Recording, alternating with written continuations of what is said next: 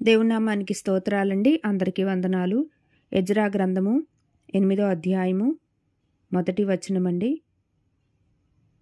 కుడివైపు 397వ పేజీ. చదివే ముందు చిన్న ప్రార్థన చేసుకుందాం. పరిశుద్ధుడైన మా దేవా, అవును తండ్రి, ఎజ్రా గ్రంథం వరకు వచ్చామంటే మీ కృపే. మీరు ఇచ్చిన కృపను బట్టి మీకు స్తోత్రం చెల్లించుకుంటున్నాను.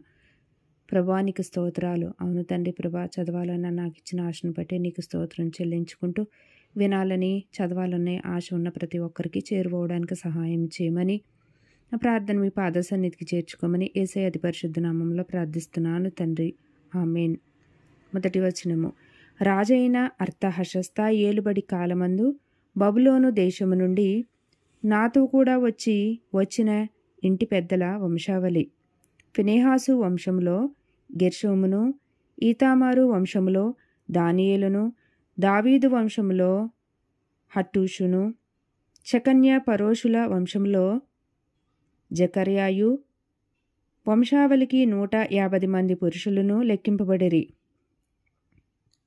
పహన్మోవయాబు వంశములో జెరహ్యా కుమారుడైన ఇల్యేనియు 200 మంది పురుషులను. 5వ వచనము. షెకన్య వంశములో యహాజీయేలు కుమారుడును 300 మంది పురుషులను. ఆదీను వంశములో యోనాతాను కుమారుడైన ఎబేదును 50 మంది పురుషులను. ఏలాము వంశములో అతల్యా కుమారుడైన యెషయాయి 70 మంది పురుషులను. షెఫట్య వంశములో మిఖాయేలు, జబద్యాయు 80 మంది పురుషులను. యోవాబు వంశంలో యెహీయేలు కుమారుడైన ఓబద్యాయు 218 మంది పురుషులను. షెలోమీతు వంశంలో ఒసేపియా కుమారుడును 160 మంది పురుషులను. బేబై వంశంలో బేబై కుమారుడైన జకర్యాయు 28 మంది పురుషులను. అజ్గాదు వంశములో హక్కాటాను కుమారుడైన యోహానానును 110 మంది పురుషులను. అదోనీ కాము యొక్క చిన్న కుమారులలో ఎలీపెలేటు, యెహీయేలును, షెమాయాయు 60 మంది పురుషులను. బిగ్వాయి వంశములో ఊతయియును,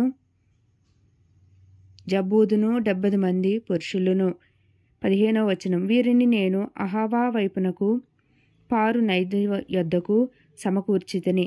అచ్చట మేము 3 దినములు గుడారములలో ఉంటిమి. అంతలో నేను జనులను యాజకులను తనిఖీ చూడగా లేవీయుడొకడును మాకు కనబడలేదు. అప్పుడు నేను పెద్దలైన ఎలియేజరు, అజీయేలు, షెమయ, ఎల్నాతాను, యారీబు, ఎల్నాతాను, నాతాను, జకర్యా, మెషుల్లాము అను వారిని ఉపదేశకులగు యోయారీబు, ఎల్నాతానులను పిలువనంపించి కాసిప్యా అను స్థలమందుండు అధికారి అయిన ఇద్దో యొద్దకు వారిని పంపి, మా దేవుని మందిరమునకు పరిచారకులను మా యొద్దకు తీసుకొని వచ్చినట్లుగా కాసిపియా అను స్థలమందుండు ఇద్దోతును అతని బంధువులైన నెతనీయేలుతోనూ చెప్పవలసిన మాటలను వారికి తెలియజెప్పితిని. 18వ వచనం. మా దేవుని కరుణాహస్తము మాకు తోడుగా ఉన్నందున వారు ప్రజ్ఞావంతుడైన ఒకనిని షెరెబ్యాను అతని కుమారులను సహోదరులను 18 మందిని తోడుకొని వచ్చిరి. ఆ ప్రజ్ఞావంతుడు మహలి కుమారులలో ఒకడు. ఈ మహలి ఇశ్రాయేలునకు పుట్టిన లేవీ వంశస్థుడు. హషబ్యాను అతనితో కూడా మెరారీయుడగు యెషయాను అతని బంధువులను వారి కుమారులైన 20 మందిని వారు తోడుకొని వచ్చిరి. 20వ వచనము. మరియు లేవీయులు చేయవలసిన సేవలో తోడ్పడుటకే దావీదును అధిపతులను నిర్ణయించిన నెతనీయేలులో 220 మంది వచ్చిరి. వీరందరూ పేర్లు ఉదహరింపబడి నియమింపబడిన వారు. 21వ వచనం. అప్పుడు దేవుని సన్నిధిని మమ్మును మేము దుఃఖపరుచుకొని మాకును మా చిన్నవారికిని మా ఆస్తికిని శుభప్రయాణము కలుగునట్లు ఆయనను వేడుకొనుటకు అహవా నది దగ్గర ఉపవాసముండుడని ప్రకటించితిని. 22వ వచనము. వచనము. మేలు కలుగు చేయుటకై ఆయనను ఆశ్రయించు వారందరికీ మా దేవుని హస్తము తోడుగా ఉండును గాని ఆయన హస్తమును ఆయన ఉగ్రతయు ఆయనను విస్తరించు వారందరి మీదికి వచ్చుననియు మేము రాజుతో చెప్పి ఉంటిమి గనుక మార్గమందున్న శత్రువుల విషయమై మాకు సహాయము చేయనట్లు కాల్బలమును. 22వ వచనము. మేలు కలుగ చేయుటకై ఆయనను ఆశ్రయించు వారందరికీ మా దేవుని హస్తము తోడుగా ఉండును గాని ఆయన హస్తమును ఆయన ఉగ్రతయు ఆయనను విసర్జించు వారందరి మీదకి వచ్చునని మేము రాజుతో చెప్పి ఉంటిమి గనుక మార్గమందున్న శత్రువుల విషయమై మాకు సహాయము చేయనట్లు కలబలమును రౌతులను రాజునొద్ద కావాలనని మనవి చేయుటకు సిగ్గుగా నాకు తోచెను. మాకు ఉపవాసముండి ఆ సంగతిని బట్టి మా దేవుని వేడుకొనగా ఆయన మా మనవిని అంగీకరించెను గనుక నేను యాజకుల్లో నుండి ప్రధానులైన 12 మందిని అనగా షెరెబ్యాను హషబ్యాను వీరి బంధువులలో 10 మందిని ఏర్పరచి మా దేవుని మందిరమును ప్రతిష్ఠించుట విషయంలో రాజును అతని మంత్రులను అధిపతులను అక్కడనున్న ఇశ్రాయేలీలందరూ ప్రతిష్ఠించిన వెండి బంగారములను ఉపకరణములను తూచి వారికి అప్పగించితిని. 1300 మణుగుల వెండిని, 200 మణుగుల వెండి ఉపకరణములను, 200 మణుగుల బంగారమును, 7000 తులములు గల 20 బంగారపు గిన్నెలను, బంగారమంత వెలగల పరిశుద్ధమైన 2 రాగి పాత్రలను తూచి వారి చేతికి అప్పగించి, మీరు యెహోవాకు ప్రతిష్ఠింపబడిన వారు పాత్రలను ప్రతి విషయములను ప్రతిష్ఠితములైనవి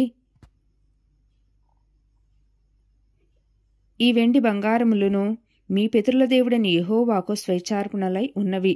కాబట్టి మీరు యెరూషలేములో యెహోవా మందిరపు ఖజానా గదులలో యాజకుల యొక్కయు లేవీయుల యొక్కయు ఇశ్రాయేలు పెద్దల యొక్కయు ప్రధానులైన వారి ఎదుట వాటిని తూచి అప్పగించు వరకు వాటిని భద్రముగా ఉంచుడని వారితో చెప్పితిని. కాబట్టి యాజకులను లేవీయులను వాటి ఎత్తు ఎంతో తెలుసుకుని యెరూషలేములోనున్న మన దేవుని మందిరమునకు కొనిపోవుటకై ఆ వెండి బంగారములను పాత్రలను తీసుకొనిరి.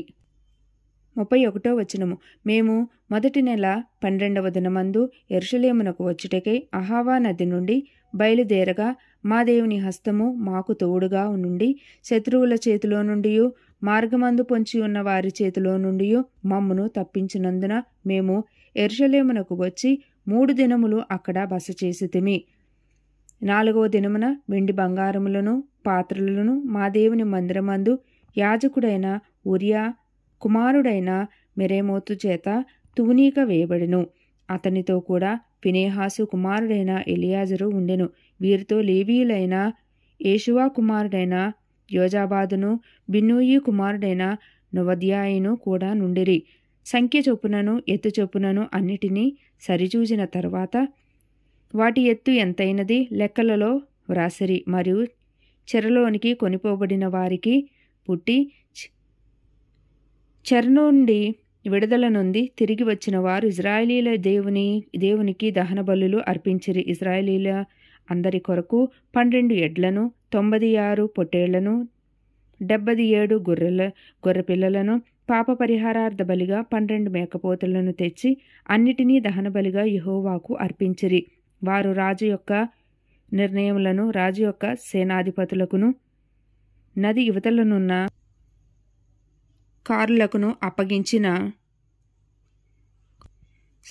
ఇక్కడ యువతలనున్న అధికారులకును అప్పగించిన తర్వాత వీరు జనులకును దేవుని మందిరపు పనికిని సహాయము చేసిరి. 9వ అధ్యాయము 1వ వచనము.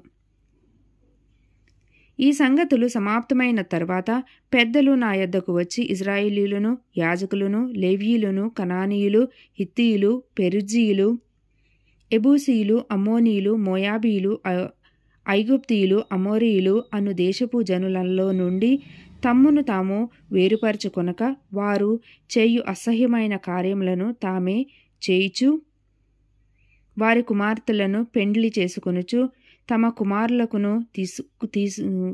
కుమారులను తీసుకొనుచు పరిశుద్ధ సంతతిగా ఉండవలసిన తాము ఆ దేశపు జనులతో కలుసుకొనిన వారైరి.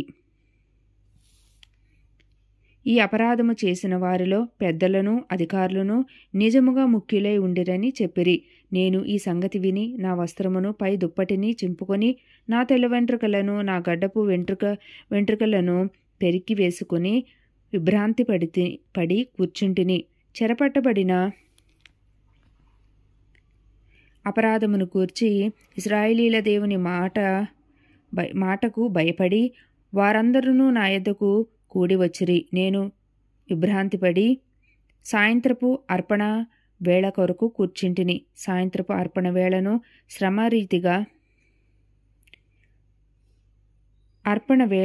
శ్రమ తీరగా నేను లేచి నా వస్త్రమును పై దుప్పటిని చింపుకొని మోకాళ్ల మీద పడి నా దేవుడైన యెహోవా తట్టు చేతులెత్తి, నా దేవా నా దేవా, నా ముఖము నా వైపు ఎత్తుకొనుటకు సిగ్గుపడి ఖిన్నుడనై ఉన్నాను. మా దోషములు మా తలలకు పైగా ఎచ్చియున్నవి. మా అపరాధము ఆకాశమంత ఎత్తుగా పెరిగి ఉన్నది. 7వ వచనము. మా పితరుల దినములు మొదలుకొని నేటి వరకు మేము మిక్కిలి అపరాధులము. మా దోషములను బట్టి మేమును మా రాజులను మా యాజకులను అన్య దేశముల రాజుల వశమునకును ఖడ్గమునకును చెరకును దోపునకును నేటి దినమున ఉన్నట్లు అప్పగింపబడుట చేత మిగుల సిగ్గునొందిన వారమైతిమి. 8వ వచనము. అయితే ఇప్పుడు మా దేవుడు మా నేత్రములకు వెలిగించి మా దాస్యములో మమ్మును కొంచెము తెప్పరిల్లజేయనట్లుగాను మాలో ఒక శేషము ఉండనిచ్చినట్లుగాను తన పరిశుద్ధ స్థలమందు మమ్మును స్థిరపరచునట్లుగాను మా దేవుడైన యెహోవా కొంత మట్టుకు మా ఎడల దయచూపి ఉన్నాడు. నిజముగా మేము దాసులమైతిమి. అయితే మా దేవుడవైన నీవు మా దాస్యములో మమ్మును విడువక పారసీక దేశపు రాజుల ఎదుట మాకు దయ కనుపరిచి మేము తెప్పరిల్లునట్లుగా మా దేవుని మందిరమును నిలిపి దాని పాడైన స్థలములను తిరిగి బాగు చేయుటకును యూదా దేశమందును యెరూషలేము పట్టణమందును మాకు ఒక ఆశ్రయము ఇచ్చుటకు కృప చూపించితివి. ఆశ్రయమైన మాటకి అక్కడ గోడ అని అర్థం అండి. 1 అని ఉంది కదా, దాని కింద చూస్తే గోడ అని అర్థము. 10వ వచనము. మా దేవా, ఇంత కృప నొందిన తర్వాత మేమేమి చెప్పగలము? నిజముగా ప్రవక్తలైన నీ దాసుల ద్వారా నీవిచ్చిన ఆజ్ఞలను మేము అనుసరింపకపోతిమి కదా. వారు మీరు స్వతంత్రించుకొనబోవు దేశము దాని నివాసుల అపవిత్రత చేతను వారు చేయు అసహ్యమైన వాటి చేతను అపవిత్రమాయెను. వారు జరిగించిన అసహ్యమైన వాటి చేత ఆ దేశము నలుదిక్కులా నిండినదాయెను. 12వ వచనము. కాబట్టి మీరు మీ కుమార్తెలను వారి కుమారులకు ఇయ్యకుడి, వారి కుమార్తెలను మీ కుమారుల కొరకు పుచ్చుకొనకుడి, మరియు వారికి క్షేమభాగ్యములు కలుగవలెనని మీరు ఎన్నటికిని కోరకుండిన ఎడల మీరు బలముగా నుండి ఆ దేశం యొక్క సుఖమును అనుభవించి మీ పిల్లలకు నిత్య స్వాస్థ్యముగా దానిని అప్పగించెదరని చెప్పిరి. 13వ వచనము. అయితే మా దుష్క్రియలను బట్టియు మా గొప్ప అపరాధములను బట్టియు ఈ శ్రమలన్నీయు మా మీదికి వచ్చిన తరువాత మా దేవుడైన నీవు మా దోషములకు రావలసిన శిక్షలో కొంచెమే మా మీద ఉంచి మాకు ఈ విధముగా విడుదల కలుగజేయగా మేము నీ ఆజ్ఞలను మీరి ఈ అసహ్య కార్యములను జరిగించిన జనులతో సంబంధములు చేసుకుని ఎడల మేము నాశనమగు వరకు శేషమైనను లేకుండునట్లును తప్పించుకొనుటకు సాధనమైనను లేకుండునట్లు నీవు కోపపడుదువు కదా. 15వ వచనము. యెహోవా ఇశ్రాయేలీల దేవా, నీవు నీతిమంతుడివై ఉన్నావు. అందువలనే నేటి దినమున ఉన్నట్లుగా మేము శేషించి నిలుచుచున్నాము. చిత్తగించుము. మేము నీ సన్నిధిని అపరాధులము గనుక నీ సన్నిధిని నిలుచుటకు అర్హులము కామని ప్రార్థన చేసితిని.